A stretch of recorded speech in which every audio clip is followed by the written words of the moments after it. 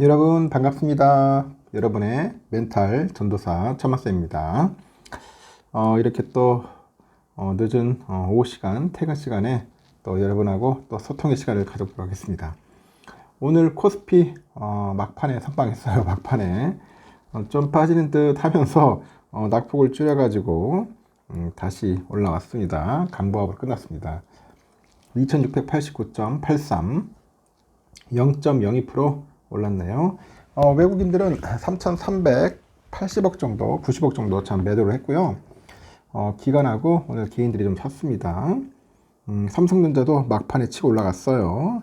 0.79% 올랐습니다. 하이닉스도 2.4% 올랐고요. 삼바도 1.8%, 현대차 4.6, 오선주 0.4, 셀트리온 0.5, 기아 2.75% 올랐습니다. 현대차 아주 골 때리네요. 막판에 팍 치고 올라가더라고. 하여튼 참 흥미로웠습니다. 그리고 LG엔솔은 2.1%, KB금융 2.28%, 신한지주 3.5% 정도 빠졌습니다. 좀 많이 빠졌죠. 코스닥은 762.50, 0.32% 빠졌고요. 외국인 833억 정도 매도했고 개인들 629억, 기관이 161억 매수했습니다. 알테오젠이 1.2% 올랐고 HLB가 0.2% 올랐습니다. 생각외로. 그리고 리너공업이 4.2% 올랐고 오늘 에코프로비엠이 2.9%, 에코프로가 3.1, 엔캠이 3.8, 삼천당제약 2.3, 리가켄바이오 0.4, 휴젤이 0.5, 클래시스 5.2%좀 많이 빠졌네요. 상당히 좀 많이 빠졌습니다. 환율을 보니까 1335.3원이네요. 0.4% 올랐다. 장중에 1339원까지도 갔긴 갔는데 환율이 그래도 좀 올랐네요. 그동안 환율이 계속 빠져가지고 좀 수출하는 기업들이 좀 힘들었죠. 달러 인덱스 100.85를 가리키고 있네요.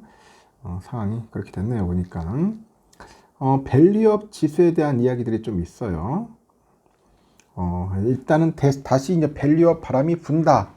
그런 이야기인데, 밸류업 프로그램의 수혜주가 다시금 시장의 주목을 이제 받을 거다. 그런 의견들이 증권가에서 힘을 싣고 있고, 다음 달 그 밸류업의 지수 발표되는 호재에 매크로 환경, 계절적인 요인이 이제 겹치면은 시장을 주도할 거라는 거죠. 금융정보업체 YGFN에 따르니까 지난 2012년 이후 배당 수익률 상위 기업의 9월과 10월 정도의 그 수익률을 보니까 전체 시장보다 각각 1.9%, 2.5% 정도 높았던 것으로 집계가 돼요. 연말로 가니까 국내 증시 거래 대금이 줄고 기업 배당에 대한 기대가 높아지다 보니까 9월과 10월은 배당주의 성과가 좋다는 게 업계의 설명이죠. 하나증권에서 그래요. 최근 들어서 추석부터 연말까지 거래대금이 줄어드는 계절성이 나타나는데 코스피 거래대금 감소에 가장 유리한 게 고배당주다. 그런 겁니다. 고배당주다. 9월은 고배당주의 달이라고 불릴 만큼 통계적으로 모든 팩터 중에 성과가 가장 높았다고 합니다. 미국 대선과 금리나 국면 등 매크로도 배당주에 유리하다고 합니다. 미국 대선이 있는 해에는 변동성이 높아지다 보니까 코스피 수익률이 좋지 않아요. 그 YGFN에 따르니까 1990년 이후 미 대선이 있는 해죠. 그 해에 9월과 10월 수익률은 각각 마이너스 1.4, 마이너스 4%를 기록을 했고 미국 대선이 없는 해의 9월과 10월에는 코스피가 오름세를 보이는 것과 차이가 있다 그런 거죠. 미국 대선이 있는 해의 9월과 이제 10월에 보니까 이 코스피 성과는 대체로 부진했어요. 배당주에 관심이 높아질 수 있는 시기다 이렇게 전한 거죠. 코스피의 그 배당 수익률과 3년 국고채 금리와의 그 차이도 0.4%까지 근접을 해요. 금리가 낮아지는 국면에서도 배당주가 유리하고요. 적어도 내년의 상반기까지는 내수 부진이 지속이 되면서 국내 금리는 낮아질 수밖에 없는 환경이라는 거죠. 과거에 2014년에서 2016년, 2018년에서 2019년과 같이 스프레드가 이제 확대되면은 배당주의 그 매력이 높아질 수 있을 전망이라고 합니다. 특히 한국거래소가 다음 달 발표하는 코리아 밸류업 지수에 대한 기대가 큽니다. 올해 4, 4분기에는 관련 성장 지수 펀드 ETF라고 하는데 그 출시돼 가지고 상장될 전망입니다. 증권가에서는 지난해 일본의 사례를 이야기하는데 일본은 지난해 7월 자본의 효율성과 지속의 가능성이 높은 이 150개 상장사로 구성된 JPX 프라임 150 지수를 출시했고, 올해 1월에는 해당 지수를 추종하는 그 i프립 JPX 프라임 150 ETF를 선보였네요. 일본의 경우 가장 높은 성과를 보인 팩터가 저 PER이에요. 그리고 고배당, 고 ROE 순이었습니다. 자본의 효율성과 그 지속 가능성이 높은 150개 상장사로 구성된 JPX 프라임 150 지수의 경우 최근에 상승폭이 전체 시장 그 대비했을 때 컸죠. 전문가들은 밸류업 지수 출시를 앞두고 배당과 자사주 소각 못지않게 ROE를 주목해야 한다고 합니다. ROE를 주목해야 한다. 밸류업 관련 업종에서 고려해야 할 부분이 잉여 현금 흐름이에요. 잉여 현금 흐름하고 그 ROE 그 수준이라고 하는데, 잉여 현금 흐름이 개선되는 기업들은 향후 주주환원 확대에 좀 용이하다고 볼 수 있기 때문이죠. 그래서 밸류업 지수와 특히 유명기업 지수에서 이 밸류업의 잠재성을 평가하는 것이 중요해졌다고 합니다.